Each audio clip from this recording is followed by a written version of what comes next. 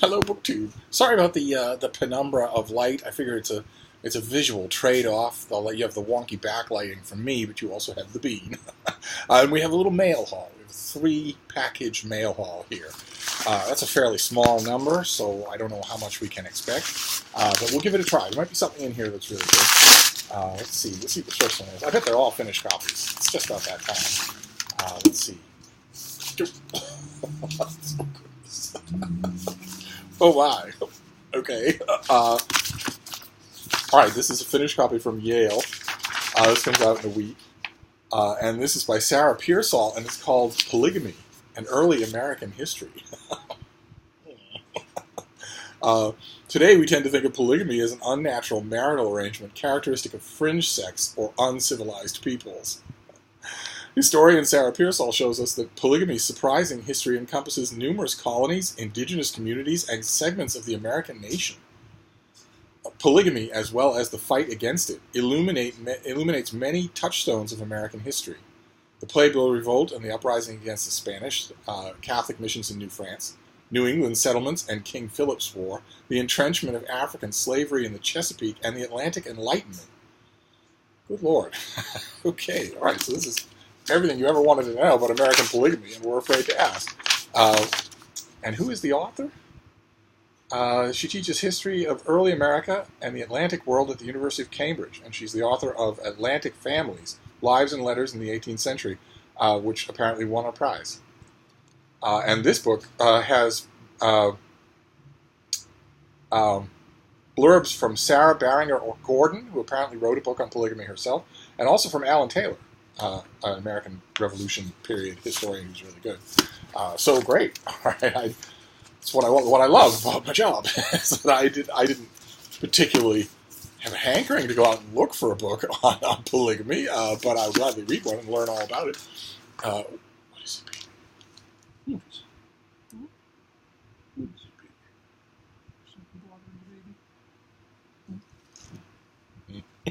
Just had an encounter. We were just outside. We had an encounter with a new dog in the neighborhood. I'm guessing that his family moved in August 1st, and has been settling in, maybe getting him from the in-laws or the relatives so that he could settle in too. It's not a good introduction at all. It's only since I've had a little dog that I have suddenly become aware of how little control most dog walkers have over their dogs. They hold their leashes flat in their hands, just open like that. If the dog has the slightest inclination to pull away from them, the owner is the last person to know. It's happened to me like 50 times since I got Frida, where suddenly I realize that I'm walking down the sidewalk and up a few stairs on somebody's porch. Somebody is talking with a friend of theirs, and they have a dog leash in their hand that they are obviously not holding. They are obviously not paying attention. And it's kind of the point where I want to call out to these people and say, hey, would you mind closing your fist on that leash? I'm about to walk by with the dog, and if you don't do that, your dog is going to launch itself at my dog. I haven't quite started doing that yet, but that happened just now. It's a little unnerving, that's all. I didn't think about it with my girls. I don't recall it happening quite as much with my girls. I guess because they were bigger and there were 2 of them. But when my pointer, Malin, was for most of her life, for 15 years of her life, she was in the prime of health and was not very friendly with other dogs and could easily handle herself with other dogs. And in fact, Malin she wasn't a very big thing. She was the runt of her litter, but she was still the biggest dog I've had in quite some time. And Lucy, my basset hound, bless her, she wasn't often aware of what was going on around her, including when she was under attack, and she was completely invulnerable to harm. She was encased from head to toe in inches of seal blubber.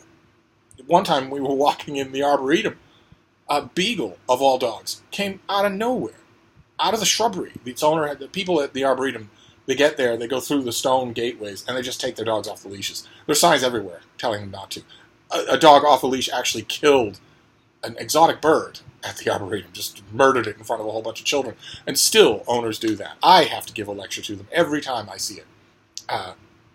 But this beagle came out of nowhere and grabbed onto Lucy by the throat and was thrashing around and thrashing around. Finally, the beagle disengaged. I wasn't all that worried. Lucy was, I think, 4 by then, and I already knew that, Malin was screaming her head off, but I knew that Lucy wasn't in any danger, and sure enough, when the beagle disengaged, the poor dog had the weirdest look on his face. He was just, because he had a mouthful of hair, but he hadn't hurt his target at all, and it was only when he let go, and keep in mind, this was after 2 or 3 minutes of furious thrashing, it was only after he let go that Lucy started slowly wagging her tail back and forth and realized that it wasn't Malin. That it was the stranger who'd been attacking him.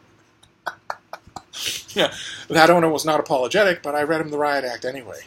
I said if that hadn't been a lucky case, you'd be in big trouble now. You'd be losing your dog, and your dog would be dying at the hands of the state. But you would also be in big trouble now. Because it wouldn't be just a minor fine from the Arboretum. I would also sue you into the Stone Age for causing the death of your dog. And I've had to do that a number of times. The people in JP, really, the people in Greater Boston, just in general, really need to realize if you've got a 60-pound dog on a leash and you're not holding onto the leash, you might as well not have the leash on the dog at all.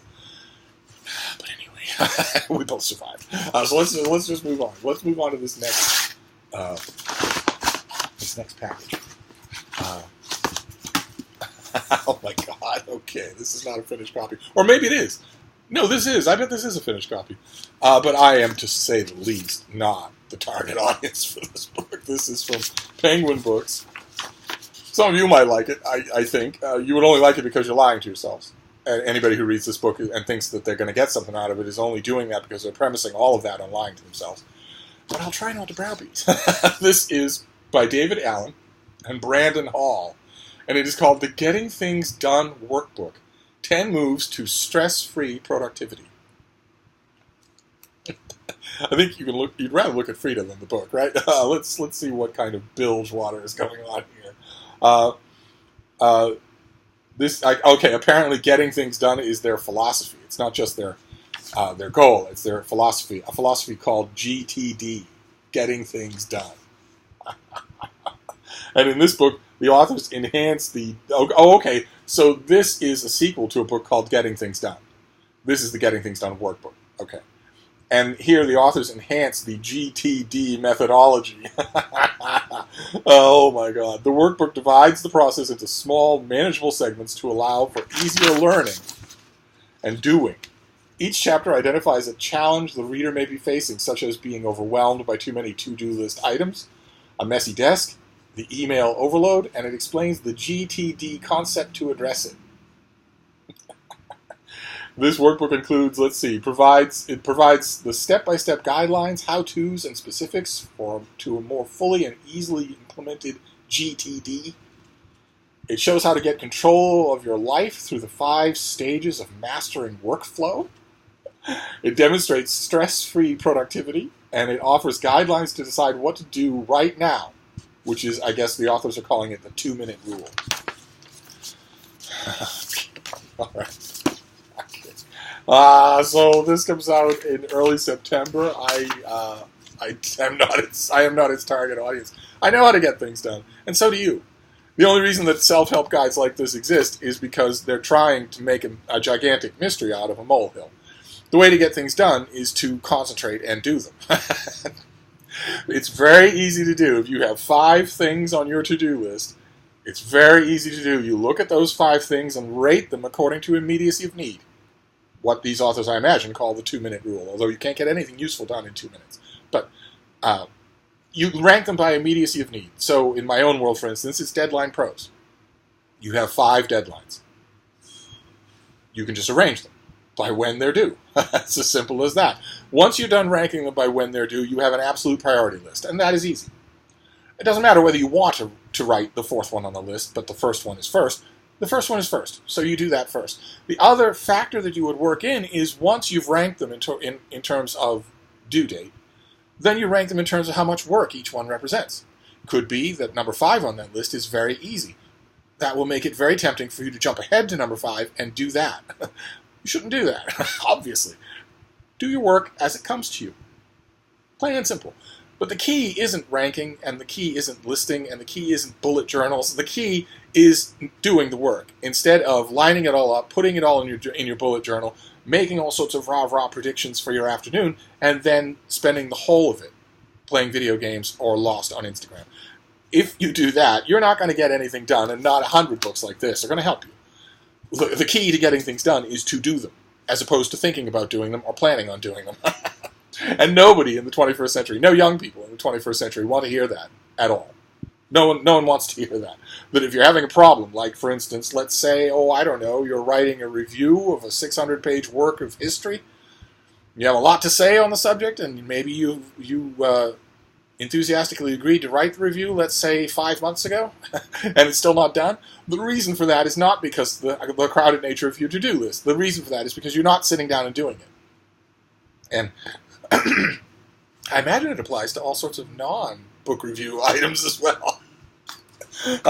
It's the main problem in the 21st century is not finding the time, and it is not prioritizing. It's fairly easy to prioritize, even if you don't have deadlines.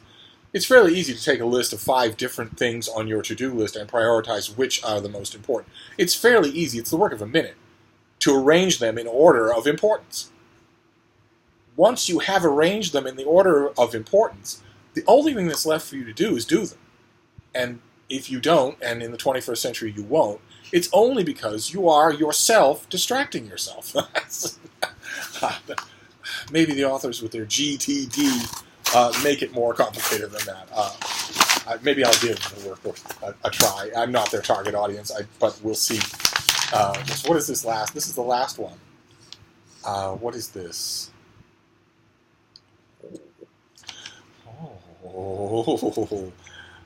Oh my, okay, Wilson gets to live another day. This is from the University of Chicago Press. Wow, did not know this was coming. Oh, this looks so good. Okay, so this comes out right away. This is August 15th. This is next week. And it's by Catherine Owen Koning and Sharon Ashworth. Oh boy. Okay, and this is called Wading Right In, Discovering the Nature of Wetlands. Where can you find mosses that change landscapes, salamanders with algae in their skin, not on their skin, but in their skin, and carnivorous plants containing whole ecosystems in their furrowed leaves? Where can you find swamp trotters, wildlife watchers, marsh managers, and mud-mad scientists? In the wetlands, those complex habitats that play such a vital ecological role. In this book, the authors take us on a journey into wetlands through the stories from the people who wade in the muck. The United States still loses wetlands at a rate of 13,000 acres per year.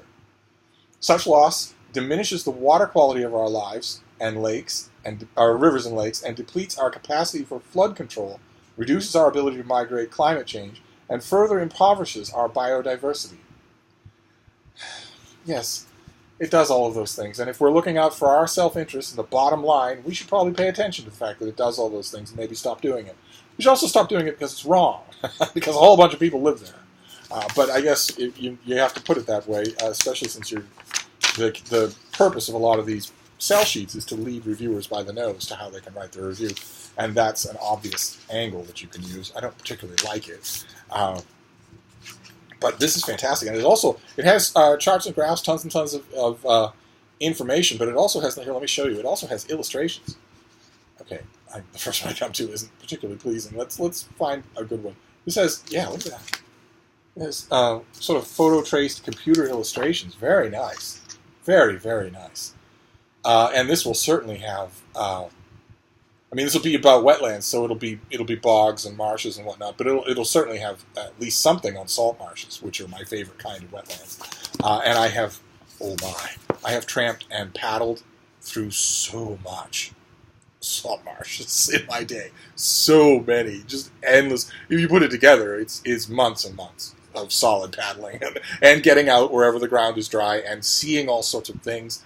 I tell you, if you're in a canoe with a couple of sleepy beagles at sunset on a salt marsh on the New England coast, you are going to see wildlife, and it's going to be amazing. It's an amazing feeling. The only depressing part of that is that you can't bivouac. There's no place to stay on a salt marsh, or a tidal flat of any kind like that. So if you're there at sunset, which is it's a beautiful time, and the hour after sunset, it's a beautiful time to be on a salt marsh. But when you're there at that time, you've got the depressing realities of getting out of there and navigating the dark and getting back home and whatnot.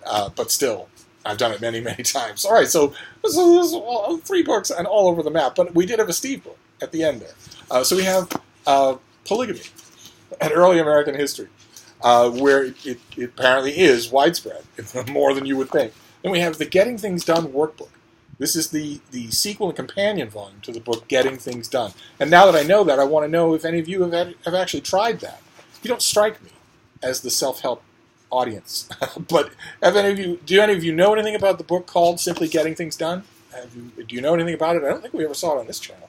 And Wading Right In, Discovering the Nature of Wetlands. How fantastic. When did we say this comes out? Any day now. August 15th is the date on the paperback, but and it has a blurb by Cy Montgomery, the author of The Soul of an Octopus.